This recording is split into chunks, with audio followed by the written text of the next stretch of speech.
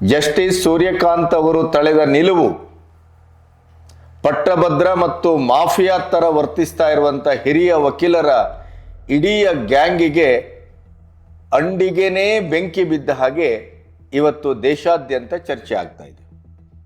ಸೂರ್ಯಕಾಂತ್ ಅವರು ನ್ಯಾಯಮೂರ್ತಿಗಳಾಗಿ CJI ಆಗಿ ಅಧಿಕಾರ ವಹಿಸಿಕೊಂಡ ನಂತರ ಅವರು ಕೊಟ್ಟಂಥ ಕೆಲವು ಐತಿಹಾಸಿಕವಾದಂಥ ತೀರ್ಪು, ಅದು ಅವರ ಬಗ್ಗೆ ನಮಗಿರುವಂಥ ಪೂರ್ವಗ್ರಹ ಇರಬಹುದು, ಭಯ ಇರಬಹುದು, ಅಥವಾ ನಮಗಿದ್ದಂಥ ಅಳಕನ್ನು ಸಂಪೂರ್ಣವಾಗಿ ಅದು ತೊಡೆದು ಹಾಕಿದೆ.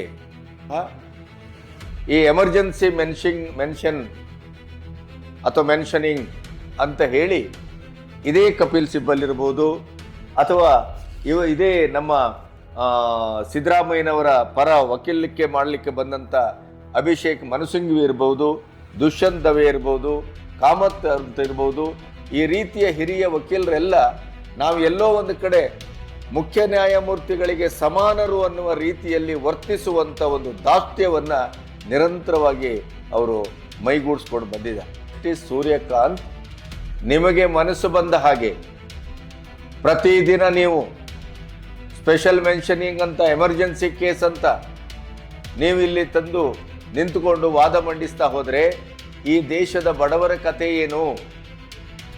ಆ ಬಡವ ನ್ಯಾಯಕ್ಕಾಗಿ ಕಾದು ಕಾದು ನಿರಾಶನಾಗಿ ಮನೆ ಹೋಗುವುದನ್ನು ಬಿಟ್ಟರೆ ಇನ್ನೇನು ಸಿಗತ್ತೆ ಇಲ್ಲಿ?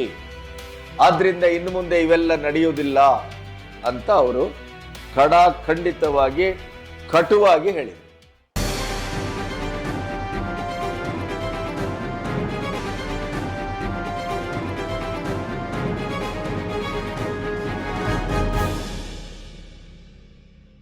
ನಮಸ್ತೆ, ಬಿ ಗಣಪತಿ ನ್ಯೂಸ್ ಚಾನೆಲ್ಗೆ ಸ್ವಾಗತ.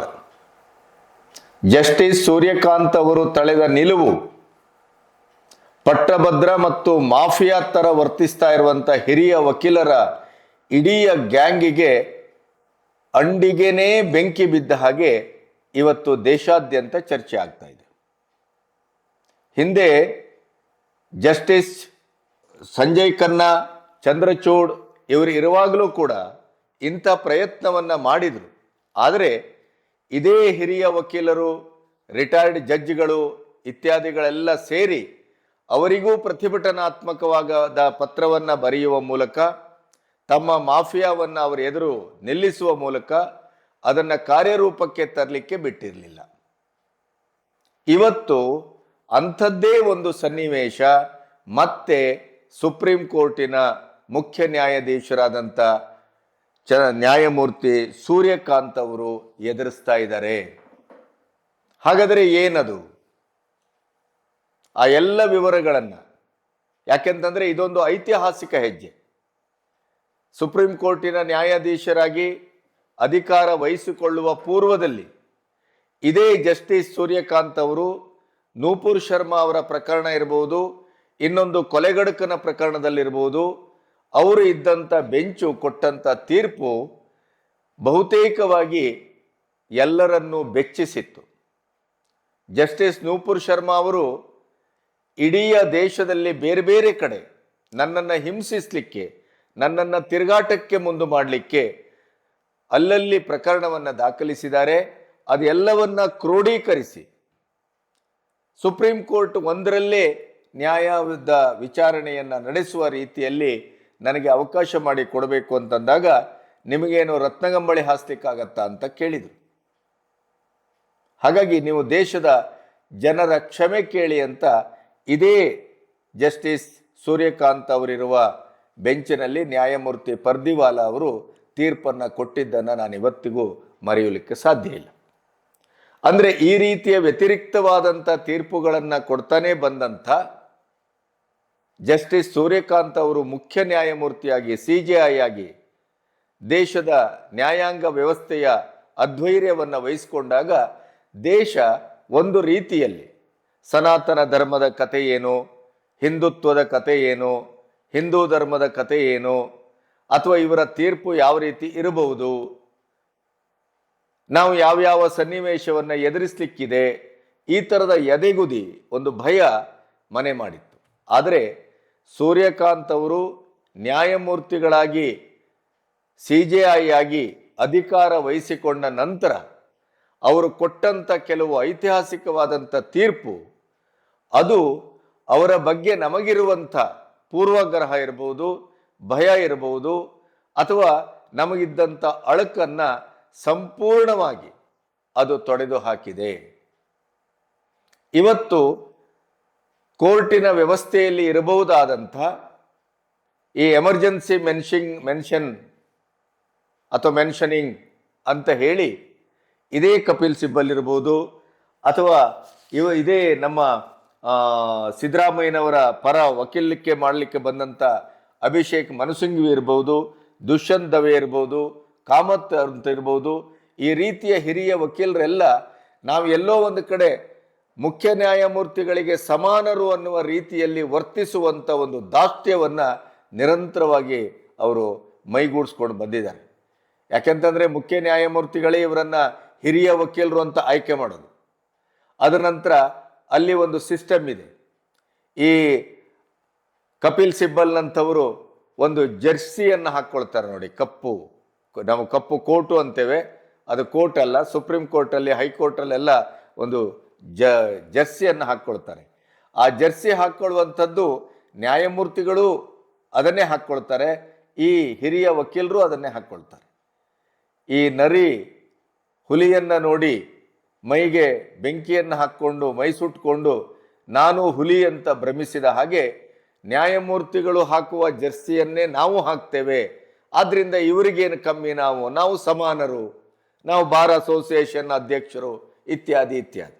ಮತ್ತೆ ಅಲ್ಲಿ ಒಳಗಿರುವಂಥ ಇಡೀ ವ್ಯವಸ್ಥೆ ಹೇಗಿದೆ ಅಂತಂದರೆ, ಈ ಹಿರಿಯ ವಕೀಲರ ಒಂದು ಕೂಟ ಅಂತಂದರೆ ಅದು ಒಂದು ರೀತಿಯ ನಾವು ಮಾಫಿಯಾ ಅಥವಾ ಗೂಂಡಾಗಿರಿ, ರೌಡಿಗಸಮ್ ಅಂತೇನೆಲ್ಲ ಕರಿತೇವಲ್ಲ, ಆ ರೀತಿಯ ಒಂದು ವರ್ತನೆ ಮತ್ತು ಅವರ ಸಂಘಟನೆ ಅದೇ ರೀತಿಯಲ್ಲಿ ಕೆಲಸ ಮಾಡ್ತಾರೆ. ನಾವೊಂದು ಎಮರ್ಜೆನ್ಸಿ ಮೆನ್ಷನಿಂಗ್ ಅಂತ ಹೇಳಿ ಹಳೆಯ ಕೋರ್ಟ್ ಕೇಸುಗಳು ಬೇಕಾದಷ್ಟು ಇರ್ತವೆ, ಏನಿದ್ರೂ ಕೂಡ ಇವರು ಮಧ್ಯದಲ್ಲಿ ನುಗ್ಗುತ್ತಾರೆ, ಅಲ್ಲಿ ಅದು ಅವರದೇ ಆದಂಥ ಒಂದು ದರ್ಪ ದುರಹಂಕಾರದಿಂದ ವರ್ತಿಸ್ತಾರೆ. ಒಂದು ಎಮರ್ಜೆನ್ಸಿ ಕೇಸು ಅಂತೇಳಿ ಇವ್ರಿಗೆ ಬೇಕಾದ ಕೇಸನ್ನು ಅವತ್ತೇ ಹಾಕ್ಕೊಂಡು ವಿಚಾರಣೆಗೆ ಮುಂದೆ ಮಾಡ್ತಾರೆ. ಇವೆಲ್ಲ ನಿರಂತರವಾಗಿ ನಡೀತಾ ಇತ್ತು. ಜಸ್ಟಿಸ್ ಚಂದ್ರಚೂಡ್ ಅವರು, ಜಸ್ಟಿಸ್ ಗವಾಯಿಗಳು, ಸಂಜೀವ್ ಖನ್ನಾ ಇವರೆಲ್ಲರೂ ಇದರ ಪ್ರಯತ್ನವನ್ನು ಮಾಡಿದ್ದಾರೆ, ತಡೆಯುವ ಪ್ರಯತ್ನ ಮಾಡಿದ್ದಾರೆ. ಆದರೆ ಈ ಕೂಟ ಎಷ್ಟರ ಮಟ್ಟಿಗೆ ಗಟ್ಟಿಯಾಗಿದೆ ಅಂತಂದರೆ, ಈ ಮಾಫಿಯಾವನ್ನು ಎದುರಿಸಿ 10 ತಿಂಗಳವೋ 15 ತಿಂಗಳವೋ 20 ತಿಂಗಳವೋ ಇರುವಂಥ ಸುಪ್ರೀಂ ಕೋರ್ಟ್ ನ್ಯಾಯಾಧೀಶರಿಗೆ ತನ್ನದೇ ಆದಂಥ ಧ್ವನಿಯನ್ನು ಸಾಕ್ಷಾತ್ಕರಿಸುವ, ಅದನ್ನು ಒಂದು ಕಾರ್ಯರೂಪಕ್ಕೆ ತರುವ ತಾಕತ್ತು ಇಲ್ಲಿಯವರೆಗೆ ಬಂದಿರಲಿಲ್ಲ. ಆದರೆ ಜಸ್ಟಿಸ್ ಸೂರ್ಯಕಾಂತ್ ನಿಮಗೆ ಮನಸ್ಸು ಬಂದ ಹಾಗೆ ಪ್ರತಿದಿನ ನೀವು ಸ್ಪೆಷಲ್ ಮೆನ್ಷನಿಂಗ್ ಅಂತ, ಎಮರ್ಜೆನ್ಸಿ ಕೇಸ್ ಅಂತ ನೀವು ಇಲ್ಲಿ ತಂದು ನಿಂತುಕೊಂಡು ವಾದ ಮಂಡಿಸ್ತಾ ಹೋದರೆ ಈ ದೇಶದ ಬಡವರ ಕಥೆ ಏನು? ಆ ಬಡವ ನ್ಯಾಯಕ್ಕಾಗಿ ಕಾದು ಕಾದು ನಿರಾಶನಾಗಿ ಮನೆ ಹೋಗುವುದನ್ನು ಬಿಟ್ಟರೆ ಇನ್ನೇನು ಸಿಗತ್ತೆ ಇಲ್ಲಿ? ಆದ್ರಿಂದ ಇನ್ನು ಮುಂದೆ ಇವೆಲ್ಲ ನಡೆಯುವುದಿಲ್ಲ ಅಂತ ಅವರು ಖಂಡಿತವಾಗಿ ಕಟುವಾಗಿ ಹೇಳಿದರು. ಇದನ್ನ ಈಗ 44 ಜನ ಹಿರಿಯ ವಕೀಲರು ಆಮೇಲೆ ರಿಟೈರ್ಡ್ ಜಡ್ಜ್ಗಳು ಎಲ್ಲ ಸೇರಿ ಅವರ ವಿರುದ್ಧ ಪತ್ರವನ್ನು ಬರೆದು ಪ್ರತಿಭಟಿಸಲಿಕ್ಕೆ ಮುಂದಾಗಿದ್ದಾರೆ. ಹಾಗಾದ್ರೆ ಇದರ ಹಿನ್ನೆಲೆ ಏನು? ಈಗ ಅವರು ಹೇಳಿದ್ದಾರೆ, ನೀವು ಈ ತರ ಯಾವುದನ್ನು ಎಮರ್ಜೆನ್ಸಿ ಮೆನ್ಷನಿಂಗ್ ಅಂತ ನೀವು ಬಂದು ಕೂರುವ ಹಾಗೆ ಇಲ್ಲವೇ ಇಲ್ಲ. ನೀವು ಹೋಗಿ ರಿಜಿಸ್ಟ್ರಿ ಹತ್ರ ಹೋಗಿ ಅಲ್ಲಿ ರಿಜಿಸ್ಟ್ರಿ ಮಾಡಿ, ಅಲ್ಲಿ ಪ್ರಕರಣದ ಹಿನ್ನೆಲೆಯನ್ನು ದಾಖಲಿಸಿ, ಆ ಪ್ರಕರಣ ಯಾವಾಗ ದಾಖಲಾಗಿದೆ, ಅದರ ಎಮರ್ಜೆನ್ಸಿ ಏನು, ಅದರ ಕಾಲ ಏನು, ಅದರ ಇಡಿಯದಾದಂಥ ಒಂದು ವಿಚಾರಣೆಗೆ ತೆಗೆದುಕೊಳ್ಳುವಂಥ ಕ್ರಮ ಏನು, ಯಾವ ರೀತಿಯ ಆದ್ಯತೆಯನ್ನು ಕೊಡಬೇಕು, ಅಲ್ಲೂ ನ್ಯಾಯಾಧೀಶರು ಇರ್ತಾರೆ. ಅಲ್ಲಿ ಹೋಗಿ ರಿಜಿಸ್ಟರ್ ಮಾಡಿ ಅವರು ಅದನ್ನು ಅಳೆತಾರೆ, ತೂಗ್ತಾರೆ, ಅದನ್ನು ಚೀಫ್ ಜಸ್ಟಿಸ್ ಗಮನಕ್ಕೆ ತರ್ತಾರೆ. ಚೀಫ್ ಜಸ್ಟಿಸ್ ಸ್ವತಃ ನಾನೇ ಇದರಲ್ಲಿ ಮುಂದಾಗಿ ಅದನ್ನು ವಿಚಾರಣೆ ನಡೆಸಬೇಕು ಅಥವಾ ಯಾವ್ಯಾವ ಬೆಂಚಿಗೆ ಅದನ್ನು ಹಂಚಬೇಕು, ಈ ರೀತಿಯ ಒಂದು ವ್ಯವಸ್ಥೆ ಇದೆ. ಆ ವ್ಯವಸ್ಥೆಯ ಮೂಲಕ ಬನ್ನಿ. ಈ ರೀತಿಯ ನಿರ್ಧಾರ ತೆಗೆದುಕೊಂಡಾಗ ಈ ಹಿರಿಯ ವಕೀಲರು ಅನ್ನುವಂಥ ಈ ಮಾಫಿಯಾಕ್ಕೆ ಈಗ ಬೆಂಕಿ ಬಿದ್ದಿದೆ. ನಾವು ಅವರದ್ದು ರೀತಿಯ ಜರ್ಸಿ ಧರಿಸ್ತೇವೆ, ನಾವು ಬಾರ್ ಅಸೋಸಿಯೇಷನ್ ಅಧ್ಯಕ್ಷರಾಗಿದ್ದೇವೆ, ಇಷ್ಟು ವರ್ಷ ನಮ್ಮದೇ ಆದಂಥ ಕಾರುಬಾರವನ್ನು ನಡೆಸ್ಕೊಂಡು ಬಂದಿದ್ದೇವೆ, ದೇಶದ ಯಾವುದೇ ಹೈಕೋರ್ಟ್ಗೆ ಕೂಡ ನಾವು ಸ್ಪೆಷಲ್ ಚಾರ್ಟರ್ಡ್ ಫ್ಲೈಟಲ್ಲಿ ಹೋಗ್ತೇವೆ, ಇವರು ನಮಗೆ ನಿರ್ಬಂಧ ಹೇರಲಿಕ್ಕೆ ಅನ್ನುವಂಥ ರೀತಿಯಲ್ಲಿ ತೋಳಗಳ ಹಾಗೆ, ಮಾಫಿಯಾ ಗ್ಯಾಂಗಿನ ಲೀಡರ್ಸ್ಗಳ ಹಾಗೆ ಇವತ್ತು ಚೀಫ್ ಜಸ್ಟಿಸ್ ಎದುರು ಪ್ರತಿಭಟನೆಯ ಹೆಸರಿನಲ್ಲಿ ಗೂಂಡಾಗಿರಿ ಮಾಡಲಿಕ್ಕೆ ಮುಂದಾಗಿದ್ದಾರೆ. ಅದಕ್ಕೇನು ಭಯಪಡಬೇಕಾಗಿಲ್ಲ. ಇವರ ಎಲ್ಲ ದುರ್ವರ್ತನೆಯನ್ನು ನೋಡಿ ರೋಸಿ ಹೋದಂಥ ನಿವೃತ್ತ ನ್ಯಾಯಾಧೀಶರು ಮತ್ತು ವಕೀಲರು ಎಲ್ಲರೂ ಸೇರಿ 56 ಜನ ಈ ಗೂಂಡಾಗಿರಿ ನೈಚಲೇಗ ಅನ್ನುವ ರೀತಿಯಲ್ಲಿ ಇವರ ಈ ರೀತಿಯ ನ್ಯಾಯಾಂಗದ ಮೇಲೆ ದಬಾವಣೆ ಮಾಡುವಂಥ ಈ ಪ್ರವೃತ್ತಿಯನ್ನು ಸಹಿಸಲಿಕ್ಕೆ ಸಾಧ್ಯ ಇಲ್ಲ. ನೀವು ಮಾಡಿದ ಸರಿಯಾಗಿದೆ, ಅದು ಕ್ರಮಬದ್ಧವಾಗಿಯೇ ಬರಲಿ ಅನ್ನುವ ರೀತಿಯಲ್ಲಿ ಚೀಫ್ ಜಸ್ಟಿಸ್ ಅವರ ಪರವಾಗಿ 56 ಜನ ನಿಂತಿದ್ದಾರೆ.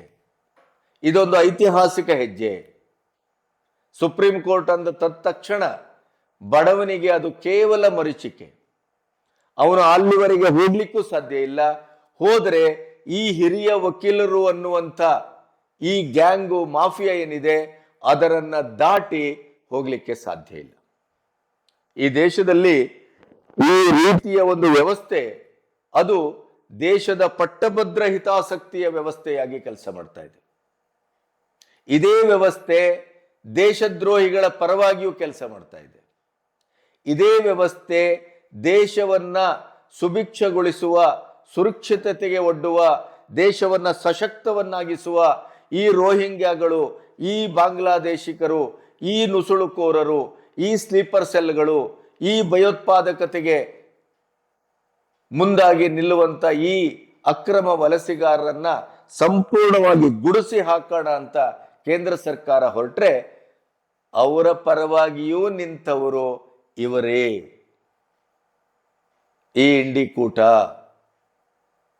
ಈ ಚೀಫ್ ಜಸ್ಟಿಸ್ ಸೂರ್ಯಕಾಂತ್ ಅವರ ಇವತ್ತಿನ ಈ ನಿಲುವನ್ನ ಪ್ರಶ್ನಿಸಲಿಕ್ಕೆ, ದಬಾಯಿಸಲಿಕ್ಕೆ, ಪ್ರತಿಭಟಿಸಲಿಕ್ಕೆ ಮುಂದಾದಂಥ ಇದೇ ಗ್ಯಾಂಗ್, ಇದೇ SIR ಪರವಾಗಿ ನಿಂತವರು ಅಂತ ಭಾವಿಸಬೇಡಿ. SIR ವಿರುದ್ಧವಾಗಿ ಇವರು ವಕೀಲಿಕೆ ಮಾಡಲಿಕ್ಕೆ ಬಂದವರು. ಇದೇ ಇಂಡಿಕೂಟದ ಪರವಾಗಿ ವಕೀಲಿಕೆ ಮಾಡಲಿಕ್ಕೆ ಬಂದವರು. ಈ ದೇಶದ ಸುಭದ್ರತೆಯನ್ನ, ಸಮಗ್ರತೆಯನ್ನ, ಭವ್ಯತೆಯನ್ನ ಕಾಪಾಡಲಿಕ್ಕೆ ಹೊರಟಂತ ಕೇಂದ್ರ ಸರ್ಕಾರದ ಪ್ರತಿಯೊಂದನ್ನು ಕೂಡ ಪ್ರಶ್ನಿಸಲಿಕ್ಕೆ ಹೊರಟಂತವರು ಇದೇ ಮಾಫಿಯಾ ಗ್ಯಾಂಗಿನ ವಕೀಲರುಗಳು. ಹಾಗಾದ್ರೆ ಇದರ ಹಿನ್ನೆಲೆ ಏನು ಅಂತ ನೀವು ನೋಡ್ತಾ ಹೋದರೆ, ನ್ಯಾಯಮೂರ್ತಿ ಸೂರ್ಯಕಾಂತ್ ಅವರು ಇತ್ತೀಚೆಗೆ ಒಂದು ತೀರ್ಪನ್ನು ಕೊಡ್ತಾರೆ. ಏನು ಅಂತಂದ್ರೆ, ಅದಕ್ಕಿಂತ ಮೊದಲು ನಿಮಗೆ ಇನ್ನೊಂದು ಹೇಳಬೇಕು. ಹಾಗಾದ್ರೆ ಈ ಪ್ರಕರಣ ಇಷ್ಟು ಬೃಹತ್ತಾಕಾರದಲ್ಲಿ ಬೆಳೆಯಲಿಕ್ಕೆ ಕಾರಣ ಏನು ಅಂತಂದ್ರೆ, ನಿಮಗೆ ನಾನು ಹಿಂದಿನ ವಿಡಿಯೋದಲ್ಲೂ ಇದನ್ನು ಪ್ರಸ್ತಾಪ ಮಾಡಿದ್ದೇನೆ. ಜಸ್ಟಿಸ್ GR ಸ್ವಾಮಿನಾಥನ್ ಅವರ ವಿರುದ್ಧ ಅವರೇನು ಮಾಡಿದ್ರು, ಸಂಪೂರ್ಣವಾಗಿ ಮಹಾಭಿಯೋಗವನ್ನ ತರಲಿಕ್ಕೆ ಹೊರಟರು. ಯಾಕೆ ಇದನ್ನ ತರಲಿಕ್ಕೆ ಹೊರಟರು ಅಂತಂದ್ರೆ, ಮದುರೈ ಬಳಿ ಒಂದು ದೀಪ ಹಚ್ಚುವ ಒಂದು ದೀಪಸ್ತಂಭ ಇದೆ. ಆ ದೀಪಸ್ತಂಭದಲ್ಲಿ ದೀಪ ಹಚ್ಚಬೇಕೋ ಬೇಡವೋ ಅನ್ನೋದರ ಬಗ್ಗೆ ಅಲ್ಲಿ ಒಂದು ವ್ಯಾಜ್ಯ ಬರ್ತದೆ. ಅದಕ್ಕೆ ನ್ಯಾಯಮೂರ್ತಿ ಸ್ವಾಮಿನಾಥನ್ ಅವರು ಹೇಳ್ತಾರೆ, ಈ ತೀರ್ಪು ತಮಿಳುನಾಡಿನ ಇಡೀ ಮಸ್ತಿಷ್ಕವನ್ನೇ ಅದು ಕೆರಳಿಸ್ತದೆ. ಯಾಕೆಂತಂದ್ರೆ, ಹಿಂದೂ ದೇವಸ್ಥಾನದ ಎದುರಿರುವಂಥ ದೀಪಸ್ತಂಭ, ಈ ದೀಪಸ್ತಂಭದಲ್ಲಿ ದೀಪ ಹಚ್ಚಲಿಕ್ಕೆ ಪ್ರಾಬ್ಲಮ್ ಏನು? ದೀಪನ ಹಚ್ಚಬಹುದು. ನ್ಯಾಯಮೂರ್ತಿ GR ಸ್ವಾಮಿನಾಥನ್ ಅವರು ಈ ತೀರ್ಪನ್ನ ಕೊಡ್ತಾರೆ. ಈ ತೀರ್ಪನ್ನ ತಮಿಳುನಾಡು ಸರ್ಕಾರ ಡಿವಿಷನಲ್ ಬೆಂಚಲ್ಲಿ ಚಾಲೆಂಜ್ ಮಾಡುತ್ತೆ. ಇದು ಸರಿ ಇಲ್ಲ, ಈ ತೀರ್ಪು, ಇದನ್ನ ನೀವು ಪರಿಶೀಲಿಸಬೇಕು ಅಂತೇಳಿ ಸ್ಟಾಲಿನ್ ಸರ್ಕಾರ ಅದನ್ನ ಚಾಲೆಂಜ್ ಮಾಡುತ್ತೆ. ಆದರೆ ಡಿವಿಷನಲ್ ಬೆಂಚ್ ಕೂಡ ಈ ಕೆಳಗಿನ ಸಿಂಗಲ್ ಬೆಂಚ್ ಕೊಟ್ಟಂತ ನ್ಯಾಯಮೂರ್ತಿ GR ಸ್ವಾಮಿನಾಥನ್ ನೀಡಿದ ತೀರ್ಪು ಸರಿ ಇದೆ, ಈ ತೀರ್ಪನ್ನ ನಾವು ಎತ್ತಿಡಿತೇವೆ ಅಂತ ಹೇಳಿದರು. ಅದಾದ ನಂತರ ಈ ಸಮಸ್ಯೆ ಸ್ಟಾಲಿನ್ ಸರ್ಕಾರ ಸುಪ್ರೀಂ ಕೋರ್ಟ್ಗೆ ಬರ್ತದೆ. ಸುಪ್ರೀಂ ಕೋರ್ಟಲ್ಲೂ ಕೂಡ ಈ ಪ್ರಕರಣಕ್ಕೆ ಸಂಬಂಧಪಟ್ಟು ಅವರು ನಿರೀಕ್ಷಿಸಿದ ಒಂದು ತೀರ್ಪು ಸಿಗೋದಿಲ್ಲ, ಅದರ ವಿಚಾರಣೆ ಮುಂದುವರಿತದೆ. ಆದರೆ ಇದರ ಮಧ್ಯೆ ಇದೇ ಸೂರ್ಯಕಾಂತ್ ಅವರು ಒಂದು ಅದ್ಭುತವಾದಂಥ ತೀರ್ಪನ್ನು ಕೊಟ್ಟಿರ್ತಾರೆ ಸೈಮಲ್ಟೇನಿಯಸ್ಲಿ. ಏನು? ಈ SIR ಬಗ್ಗೆ. ನುಸುಳುಕೋರಿಗೆ ಹಾಗಾದರೆ ರತ್ನಗಂಬಳಿ ಹಾಸಬೇಕಾ ನಾವು? ನಮ್ಮ ದೇಶದ ಬಡ ಪ್ರಜೆಗಳಿಗೆ ಸೀಮಿತವಾಗಿರಬೇಕಾದಂಥ ಸರ್ಕಾರಿ ಸೌಲಭ್ಯಗಳನ್ನು ಯಾವುದೇ ಅಧಿಕೃತತೆ ಇಲ್ಲದೇನೆ, ಈ ದೇಶದ ಪ್ರಜೆಗಳು ಅಲ್ಲದೇನೆ, ಈ ದೇಶಕ್ಕೆ ಮೋಸ ಮಾಡುವ, ವಂಚನೆ ಮಾಡುವ, ದ್ರೋಹ ಎಸಗುವ ಈ ರೋಹಿಂಗ್ಯಾಗಳನ್ನ, ಬಾಂಗ್ಲಾದೇಶಿಕರನ್ನ ನಾವು ರಕ್ಷಿಸಬೇಕಾ, ಸಾಕಬೇಕಾ? ಅವರಿಗೆ ರತ್ನಗಂಬಳಿ ಹಾಸಬೇಕಾ? ಯಾವ್ಯಾವುದೋ ಸುರಂಗದ ಮೂಲಕ, ಯಾವ್ಯಾವುದೋ ಬೇಲಿ ಹಾರಿ ಎಲ್ಲೆಲ್ಲಿಂದೋ ಬರುವಂತ ಇಂಥ ದೇಶದ್ರೋಹಿಗಳಿಗೆ ನಾವು ಯಾಕೆ ಮಾನ್ಯತೆಯನ್ನು ಕೊಡಬೇಕು? ನಮ್ಮ ಸರ್ಕಾರದ ಸೌಲಭ್ಯ ನಮ್ಮ ಬಡ ಜನರಿಗೆ ಸಲ್ಲಬೇಕೆ ಹೊರತು ಇಂಥ ದೇಶದ್ರೋಹಿಗಳಿಗಲ್ಲ, ಇಂಥ ನುಸುಳುಕೋರರಿಗೆ ಅಲ್ಲ ಅನ್ನುವಂಥ ಒಂದು ಖಡಕ್ಕಾದಂಥ, ಆಸ್ಫೋಟಕಾರಿಯಾದಂಥ ಒಂದು ತೀರ್ಪನ್ನ ಅವರು ನೀಡ್ತಾರೆ. ಅದೇ ಹೊತ್ತಿಗೆ ಅದರ ಜೊತೆಗೇನೆ ಇನ್ನೊಂದು ಸಾರಿ ಇದೇ SIR ಮೇಲೆ, ಈ SIR ಮೇಲೆ ಒಂದು ಚರ್ಚೆ ಆಗ್ತಾ ಇರುವಾಗ ಇದೇ ಹಿರಿಯ ವಕೀಲರು ಅನ್ನುವಂಥವರು ಏನ್ ಮಾಡ್ತಾರೆ? ಅಕ್ರಮ ವಲಸಿಗಾರರನ್ನ ದೇಶದಿಂದ ಹೊರಗಟ್ಟುವ ನೆಪದಲ್ಲಿ ಅಂಡಮಾನ್ ದ್ವೀಪದ ಸಾಗರಕ್ಕೆ ಹೋಗಿ ಅವರನ್ನ ಬಿಸಾಡಲಾಗ್ತಾ ಇದೆ ಅನ್ನುವಂಥ ಒಂದು ವಾದವನ್ನ ಚೀಫ್ ಜಸ್ಟಿಸ್ ಎದುರು ಇಡ್ತಾರೆ. ಆವಾಗ ಸೂರ್ಯಕಾಂತ್ ಅವರು, ನ್ಯಾಯಮೂರ್ತಿ ಸೂರ್ಯಕಾಂತ್ ಅವರು ಅತ್ಯಂತ ಕೆರಳುತ್ತಾರೆ, ಬಹಳ ಸ್ಪಷ್ಟವಾಗಿ ಹೇಳ್ತಾರೆ, ಈ ದೇಶದಲ್ಲಿ ಯಾವುದೇ ವ್ಯಕ್ತಿಯನ್ನು ಈವರೆಗೆ ಈ ರೀತಿ ನಡೆಸಿಕೊಂಡ ಉದಾಹರಣೆಯೇ ಇಲ್ಲ. ಯಾರನ್ನು ಯಾರು ಸಮುದ್ರಕ್ಕೆ ಎಸೆಯುವ ಪ್ರಶ್ನೆನೇ ಇಲ್ಲ. ಇಂಥ ಕಟ್ಟುಕತೆಯನ್ನ, ಇಂಥ ಸಿನಿಮಾ ಸೀನರಿಗಳನ್ನೆಲ್ಲ ತಂದು ನಮ್ಮ ಟೈಮನ್ನ ವೇಸ್ಟ್ ಮಾಡಬೇಡಿ ಅನ್ನುವಂಥ ಮಾತನ್ನ ಅಲ್ಲಿ ಬಹಳ ಬಹಳ ಸ್ಪಷ್ಟವಾಗಿ ಹೇಳ್ತಾರೆ. ಈ ರೀತಿಯ ಮಾತುಗಳಿಗೆ ಆಮೇಲೆ ನ್ಯಾಯಮೂರ್ತಿ ಸ್ವಾಮಿನಾಥನ್ ಅವರು ಕೊಟ್ಟಂತ ಹಿಂದೂ ಪರವಾದಂಥ ಆ ದೀಪಸ್ತಂಭದ ಪ್ರಕರಣದ ಹಿನ್ನೆಲೆಯೇ ಈ ರೋಹಿಂಗ್ಯಾಗಳು ಬಾಂಗ್ಲಾದೇಶಿಕರ ವಿರುದ್ಧ ಗುಡುಗಿದ ನ್ಯಾಯಮೂರ್ತಿ ಸೂರ್ಯಕಾಂತ್ ಅವರ ನಿಲುವಿನ ಬಗ್ಗೆ, ತೀರ್ಪಿನ ಬಗ್ಗೆ ನಿರಂತರವಾಗಿ ಅಸಮಾಧಾನಗೊಳ್ತಾ ಇದ್ದಂಥ ಈ ಹಿರಿಯ ವಕೀಲರ ಈ ಪಟಾಲಂಗೆ ಕೊನೆಗೂ ಅವರು ನಿರ್ದಿಷ್ಟವಾಗಿ ಬೆಂಕಿ ಇಟ್ಟದ್ದು ಎಲ್ಲಿ ಅಂತಂದ್ರೆ, ನೀವು ಸ್ಪೆಷಲ್ ಮೆನ್ಷನಿಂಗ್ ಅಂತ, ಎಮರ್ಜೆನ್ಸಿ ಅಂತ, ಅರ್ಜೆಂಟ್ ಅಂತ ಈ ಸ್ಟಾರ್ ವಕೀಲರು ಅನ್ಸ್ಕೊಂಡಂಥವರು, ಶ್ರೀಮಂತರ ವಕೀಲರು ಅಂತ ಅನ್ಸ್ಕೊಂಡವರು, ನೀವು ನಿಮ್ಮ PIL ಅನ್ನು ಹಿಡ್ಕೊಂಡು ಪ್ರತಿದಿನ ಬರುವ ಹಾಗೆ ಇಲ್ಲ. ನೀವಿನ್ನು ಕೋರ್ಟಿನ ಪ್ರೊಸೀಜರ್ ಪ್ರಕಾರ ಬನ್ನಿ. ಸಾವಿರ ಕೇಸ್ಗಳು, ಹಳೆಯ ಕೇಸ್ಗಳು ಬಾಕಿ ಇವೆ. ಹಾಗಾದ್ರೆ ಈ ಸ್ಪೆಷಲ್ ಮೆನ್ಷನಿಂಗ್ ಅಂದ್ರೆ ಏನು ಅಂತ ನೀವು ನೋಡುವುದಾದ್ರೆ,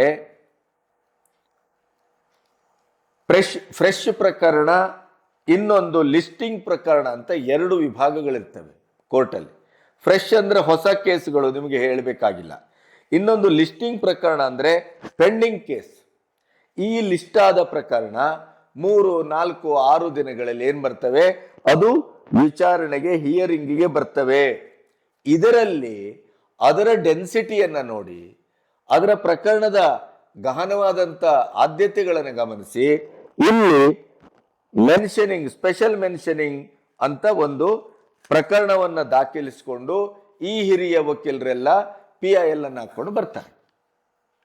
ಅಂತ ಸಂದರ್ಭದಲ್ಲಿ ಇಷ್ಟು ದಿವಸ ಹಳೆಯ ವಕೀಲರುಗಳು ಮಾಡ್ತಾ ಇದ್ದಂಥ ಈ ಅಪರಾತಪರ ವ್ಯವಹಾರ, ಈ ಬೇಕಾದಾಗೆ ತಾವು ತಮ್ಮ ಕೇಸುಗಳನ್ನು ಮುಂತೆಗೆದುಕೊಂಡು ಬರುವಂಥದ್ದು, ಜಡ್ಜಿಗಳ ಮೇಲೆ ಒತ್ತಡ ಹಾಕುವಂಥದ್ದು, ಅಥವಾ ಇಡೀ ನ್ಯಾಯಾಂಗ ವ್ಯವಸ್ಥೆಯ ಕಾರ್ಕೂನಿಕೆಯಲ್ಲಿ ತಮ್ಮದೇ ಆದಂಥ ಪ್ರಭಾವ ಪ್ರಭುತ್ವ ಇಟ್ಟುಕೊಂಡು ತಮಗೆ ಬೇಕಾದಾಗೆ ಕೇಸ್ಗಳನ್ನು ಹಾಕಿಸಿಕೊಳ್ಳುವಂಥದ್ದು, ನ್ಯಾಯಾಂಗದ ಮೇಲೆ ದಬಾವಣೆ ಮಾಡುವಂಥದ್ದು, ಚೀಫ್ ಜಸ್ಟಿಸ್ ಮೇಲೇನೆ ಒತ್ತಡ ಹೇರುವಂಥದ್ದು, ಇದೆಲ್ಲದಕ್ಕೆ ಕಡಿವಾಣ ಹಾಕದಂಥ ಸೂರ್ಯಕಾಂತ್ ಅವರ ಈ ಇತ್ತೀಚಿನ ತೀರ್ಪುಗಳು, ವರ್ತನೆಗಳು ಅವರ ಇಡೀದಾದಂಥ ಹಿತಾಸಕ್ತಿಗೆ ವಿರುದ್ಧವಾಗಿರೋದ್ರಿಂದ ಈ 44 ಜನರ ಗುಂಪು, ಈ ಮಾಫಿಯಾ ಗುಂಪು ಇವತ್ತು ಸೂರ್ಯಕಾಂತ್ ಅವರ ಎದುರು ನಿಂತಿದೆ. ಅದಕ್ಕೆ ಅವರು ಹೇಳ್ತಾರೆ, ಮೈ ಡರ್ನಾ ವಾಲಾ ನಹಿ ಹೂ, ಮೈ ಸಖ್ತ್ ಆದ್ಮಿ ಹೂ.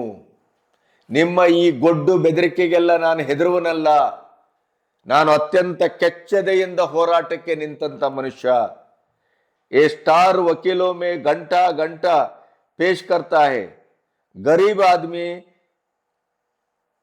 चले जाता है निराश में.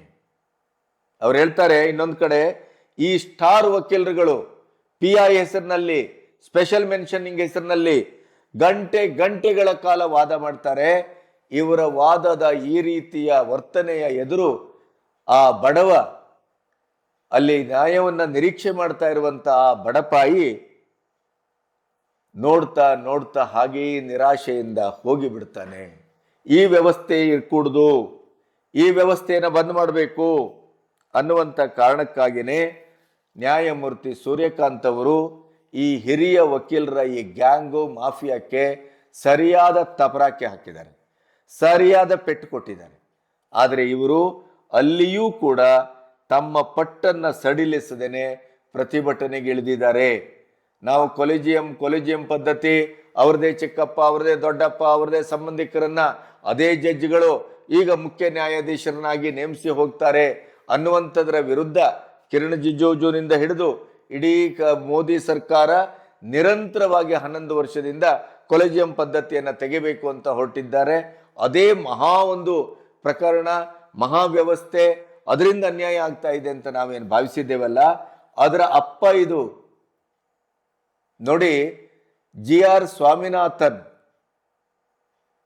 ನ್ಯಾಯಮೂರ್ತಿಗಳು, ಅವರು ಹಣೆಗೆ ಕುಂಕುಮ ಇಟ್ಕೊಂಡು ಬರ್ತಾರೆ, ಅಡ್ಡನಾಮ ಹಾಕೊಂಡು ಬರ್ತಾರೆ, ಬ್ರಾಹ್ಮಣರು. ಇವರಿಗೆ ಬ್ರಾಹ್ಮಣ ನ್ಯಾಯಾಧೀಶರನ್ನ ಕಂಡ್ರೆ ಆಗೋದಿಲ್ಲ. ಇವರು ಎಡಚರ ಪರ, ಇವರು JNU ಸಂಸ್ಕೃತಿ, ಇವರು ದೇಶದ್ರೋಹಿಗಳ ಪರ, ಇವರು ಕಸಬನ ಪರ ವಕೀಲಿಕೆ ಮಾಡುವವರು, ಇವರು ಪಾಕಿಸ್ತಾನದ ಭಯೋತ್ಪಾದಕರನ್ನ ನಾವು ಹಿಡಿದರೆ ಅವರ ಪರವಾಗಿ ಇವತ್ತು ಲಾಯ್ ಪಾಯಿಂಟ್ಗಳನ್ನು ಹಾಕಿ ಕಾನೂನಿನಲ್ಲಿ ರಂಗೋಲಿ ಅಡಿಗೆ ನುಸುಳಿ ಅವರನ್ನ ಬಿಡುಗಡೆ ಮಾಡಲಿಕ್ಕೆ ಹೊರಡುವಂತ ಈ ಮಾಫಿಯಾಕ್ಕೆ ಎಲ್ಲೋ ಒಂದು ಕಡೆ ಕಾನೂನಾತ್ಮಕವಾಗಿ ಬರೆ ಹಾಕಲಿಕ್ಕೆ ಹೊರಟಂತ ಇದೇ GR ಸ್ವಾಮಿನಾಥನ್ ಅಂತವ್ರು ಇರ್ಬೋದು, ನ್ಯಾಯಮೂರ್ತಿ ಸೂರ್ಯಕಾಂತನ್ ಅಂತವ್ರು ಇರ್ಬೋದು. ಇಂಥವರ ವಿರುದ್ಧ ಈ ಷಡ್ಯಂತ್ರವನ್ನು ಮಾಡಲಿಕ್ಕೆ ಹೊರಟಂತ ಇವರು ಮೂಲತಃ ದೇಶದ್ರೋಹಿಗಳು. ಇದನ್ನೇ ಬಹಳ ಮುಖ್ಯವಾಗಿ ನಾವಿವತ್ತು ವ್ಯಾಖ್ಯಾನಿಸ್ತಾ ಇದ್ದೇವೆ. ಏನು, ದೇಶದ ಹೊರಗಿನ ವೈರಿಗಳಿಗಿಂತ ದೇಶದ ಒಳಗಿನ ವೈರಿಗಳು ಮಹಾ ಡೇಂಜರು ಅಂತ. ದುರಂಧರ್ ಸಿನಿಮಾ ನೋಡಿದ್ರೆ ನಿಮಗೆ ಅದರ ಸ್ಪಷ್ಟ ಚಿತ್ರಣ ಗೊತ್ತಾಗುತ್ತೆ. ನ್ಯಾಯಾಂಗ ವ್ಯವಸ್ಥೆ ಎಷ್ಟು ಕೆಟ್ಟೋಗಿದೆ, ನ್ಯಾಯಾಂಗ ವ್ಯವಸ್ಥೆ ಇಷ್ಟು ರಾಜಿ ಮಾಡಿಕೊಳ್ತಾ ಇದೆ, ನ್ಯಾಯಾಂಗ ವ್ಯವಸ್ಥೆ ಇವತ್ತು ಹಣಕಾಸು ಅಥವಾ ವ್ಯವಸ್ಥೆಯೊಟ್ಟಿಗೆ ಎಷ್ಟು ಕೈ ಜೋಡಿಸ್ತಾ ಇದೆ ಅಂತ ಒಂದು ಹತಾಶೆಯಲ್ಲಿರುವಂಥ ಹೊತ್ತಿನಲ್ಲಿ ನ್ಯಾಯಮೂರ್ತಿ GR ಸ್ವಾಮಿನಾಥನ್ ಅವರ ದೀಪಸ್ತಂಭದ ತೀರ್ಪು, ಅದರ ಜೊತೆಗೆ ನ್ಯಾಯಮೂರ್ತಿ ಸೂರ್ಯಕಾಂತ್ ಅವರ ಒಂದು ಇವತ್ತಿನ ಕಾಠಿಣ್ಯದ ನಿಲುವು, ಅದು ನುಸುಳುಕೋರರ ಬಗ್ಗೆ ಇರಬಹುದು, SIR ಬಗ್ಗೆ ಇರಬಹುದು. ಈಗ SIR ಬಗ್ಗೆ ಇಡೀದಾಗಿ ಪಶ್ಚಿಮ ಬಂಗಾಳ, ತಮಿಳುನಾಡು, ಹೀಗೆ ಹಲವು ರಾಜ್ಯಗಳಲ್ಲಿ ನಡೀತಾ ಇದೆ. ಪ್ರತಿಯೊಂದು ರಾಜ್ಯದವರು ತಮ್ಮದೇ ಆದಂಥ ಕಾರಣಗಳು, ನಮಗೆ ಮದುವೆ ಸೀಸನ್ನು, ನಮ್ಮಲ್ಲಿ ಎಲೆಕ್ಷನ್ ಇದೆ, ಇನ್ನೊಂದಿದೆ, ಮಗದೊಂದಿದೆ, ಈ ರೀತಿಯ ಒಂದು ಸಬೂಬನ್ನ ಹೇಳಿಕೊಂಡು SIR ಅನ್ನ ಮುಂದೂಡಿ, ಪ್ರತಿ ರಾಜ್ಯಕ್ಕೂ ಒಂದು ಪ್ರಕರಣ, ಪ್ರತಿ ರಾಜ್ಯದಿಂದಲೂ ಒಂದು ವಕೀಲರು. ಇದನ್ನ ಸೂರ್ಯಕಾಂತ್ ಅವರು ಬಹಳ ಕಟುವಾಗಿ ಪ್ರಶ್ನಿಸಿದರು. SIR ಪ್ರಕ್ರಿಯೆ ಅದು ದೇಶದ ಸಾಂವಿಧಾನಿಕ ಪ್ರಕ್ರಿಯೆ, ಅದನ್ನು ಮಾಡತಕ್ಕದ್ದು. ಅದರ ಜೊತೆಗೆ ಯಾವುದೇ ರಾಜ್ಯ ಅಧಿಕಾರದಲ್ಲಿರುವ ರಾಜ್ಯ ಚುನಾವಣಾ ಕಮಿಷನ್ನು ಅದರ ಸಹಕಾರಕ್ಕೆ ಯಾವುದೇ ರೀತಿಯ ಒಂದು ಲಿಸ್ಟ್ ಅನ್ನು ಕೊಟ್ಟು ಕೇಳಿದಾಗ ಅಲ್ಲಿಯ ಸ್ಥಳೀಯ ಆಡಳಿತ ವ್ಯವಸ್ಥೆ ಅದಕ್ಕೆ ಸಂಪೂರ್ಣವಾಗಿ ಸಹಕರಿಸತಕ್ಕದ್ದು. ಇಲ್ಲದೇ ಇದ್ರೆ ರಾಜ್ಯ ಸರ್ಕಾರದ ಮೇಲೇನೆ ಕೇಸನ್ನು ಹಾಕಬಹುದು ಅಂತೇಳಿ ಸುಪ್ರೀಂ ಕೋರ್ಟ್ ನ್ಯಾಯಾಧೀಶರು ಕೊಟ್ಟಂತ ತೀರ್ಪು SIR ಪರವಾದಂತಹದ್ದು. ಅದರ ಜೊತೆಗೆ ದೇಶವನ್ನ ಈ ನುಸುಳುಕೋರರಿಂದ, ಈ ಬಾಂಗ್ಲಾದೇಶಿಕರಿಂದ ಅಥವಾ ರೋಹಿಂಗ್ಯಾಗಳಿಂದ ಮುಕ್ತಗೊಳಿಸಲಿಕ್ಕೆ ಹೊರಟಂತ ಕೇಂದ್ರ ಸರ್ಕಾರಕ್ಕೆ ಸುಪ್ರೀಂ ಕೋರ್ಟ್ ಬೆಂಗಾವಲಿನ ತೀರ್ಪನ್ನು ಕೊಟ್ಟದ್ದು. ಈ ಸ್ಟಾಲಿನ್ಗಳಿಗೆ, ಈ ರಾಹುಲ್ ಗಾಂಧಿ ಅಂತವರಿಗೆ, ಈ ಎಲ್ಲ ಇಂಡಿ ಕೂಟದ ಸದಸ್ಯರಿಗೆ ಅದು ಬೆಂಕಿಯನ್ನ ಹಾಕಿದೆ. ಹಾಗಾಗಿನೇ ಅವರು GR ಸ್ವಾಮಿನಾಥನ್ ವಿರುದ್ಧ ಮಹಾಭಿಯೋಗವನ್ನು ತರಲಿಕ್ಕೆ ಹೊರಟರು. ಅದರ ವಿರುದ್ಧ ಇಡೀದಾಗಿ ತಮ್ಮ 120 ಜನರ ಸಹಿ ಹಾಕಿ ಮಹಾಭಿಯೋಗವನ್ನು ತರಲಿಕ್ಕೆ ಮುಂದಾದರು. ಯಾಕೆಂತಂದ್ರೆ ಇವರ ಪ್ರಕರಣ ಯಾವಾಗಲೂ ಹೀಗೆ, ತಮ್ಮ ಪರವಾಗಿ ತೀರ್ಪು ಬಂತೋ, ನ್ಯಾಯಾಂಗದಲ್ಲಿ ನ್ಯಾಯ ಇದೆ, ಸಂವಿಧಾನ ರಕ್ಷಣೆ ಅಂತ ಹೇಳುವಂತ ಇದೇ ರಾಹುಲ್ ಗಾಂಧಿಯ ಇಡೀ ತಂಡ ಸಾಂವಿಧಾನಿಕವಾಗಿ ತೀರ್ಪನ್ನು ಕೊಟ್ಟಾಗ ಆ ತೀರ್ಪನ್ನು ಒಪ್ಪಿಕೊಳ್ಳುವ ಔದಾರ್ಯ ಇಲ್ಲ. ಯಾಕೆಂತಂದ್ರೆ ಅದು ತಮ್ಮ ನಿಲುವಿನ ಪರವಾಗಿ ಬರಲಿಲ್ಲ ಅಂತ. ತಮ್ಮ ನಿಲುವಿನ ಪರವಾಗಿ ಯಾವುದೇ ಫಲಿತಾಂಶ ಬರದೇ ಇದ್ರೂ ಅವರು ನ್ಯಾಯಾಂಗವನ್ನು ವಿರೋಧಿಸ್ತಾರೆ, ಚುನಾವಣಾ ಕಮಿಷನ್ ಅನ್ನು ವಿರೋಧಿಸ್ತಾರೆ, ನ್ಯಾಯಾಧೀಶರ ತೀರ್ಪನ್ನು ವಿರೋಧಿಸ್ತಾರೆ.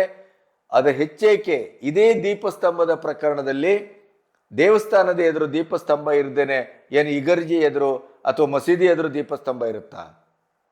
ದೇವಸ್ಥಾನದಲ್ಲಿ ಇದ್ದಂಥ ದೀಪಸ್ತಂಭದಲ್ಲಿ ದೀಪ ಹಚ್ಚಬೇಕು ಅನ್ನುವಂಥ ತೀರ್ಪು ಕೊಟ್ಟದ್ರಲ್ಲಿ ಏನು ತಪ್ಪಿದೆ?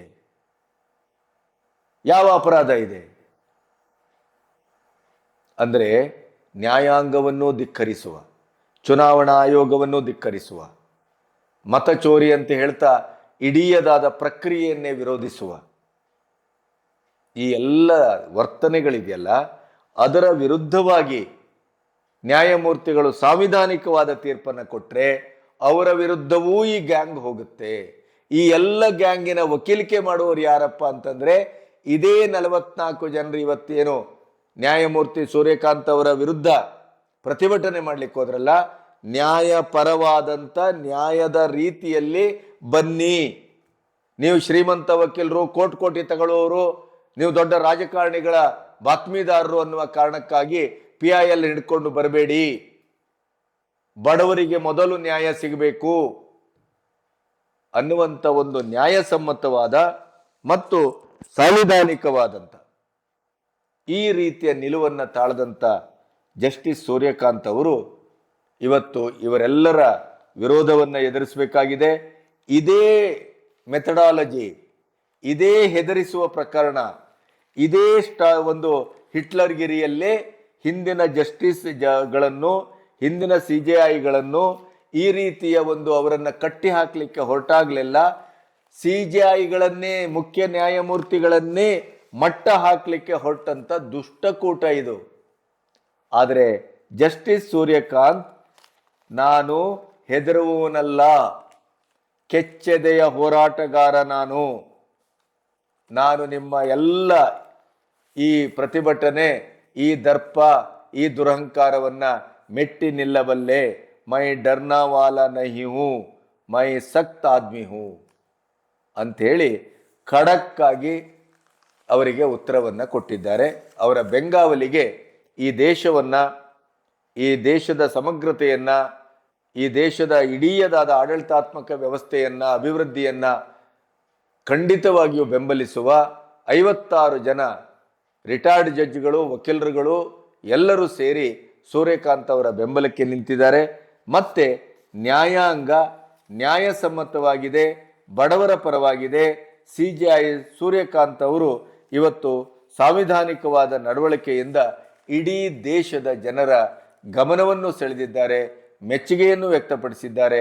ಈ ಸೋ ಕಾಲ್ಡ್ ಹೈಟೆಕ್ 5 ಸ್ಟಾರ್ ಕಲ್ಚರೋ 7 ಸ್ಟಾರ್ ಕಲ್ಚರೋ ಇರುವಂಥ ಈ ದರ್ಪ ದುರಹಂಕಾರದ ವಕೀಲಿಕೆಯ ಹಿರಿಯ ವಕೀಲರ ಈ ಮಾಫಿಯಾಕ್ಕೆ ಒಂದು ಬಾಂಬನ್ನೇ ಹಾಕಿದ್ದಾರೆ.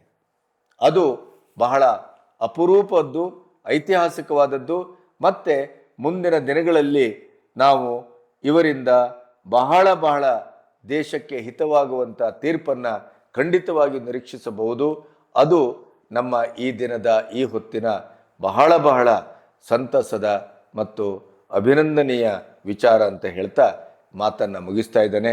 ನಮಸ್ತೆ.